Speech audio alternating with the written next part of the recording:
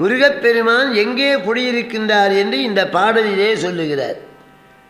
பொறுப்பது பொடிப்பட விடுத்திடுகை வேளாம் இருப்பிடம் உனக்கெதி எனக்கருளியம்பாய் உருக்கனல் விழுக்குலம் ஒழுக்கமிலரேனும் திருப்புகழ் படிப்பவர் மனத்தினில் இருப்பாம். திருப்புகழ் படிப்பவர் மனத்தினில் இருப்பாம். திருப்புகழ் படிக்கும் அவர் சிந்தை வலுவாலே ஒருத்தரை மதிப்பதிலை உந்தனருளாலே பொறுப்புக மிக பொருது வென்று மயில் மீதே தரித்தொரு திருத்தணியில் நின்ற பெருமானே.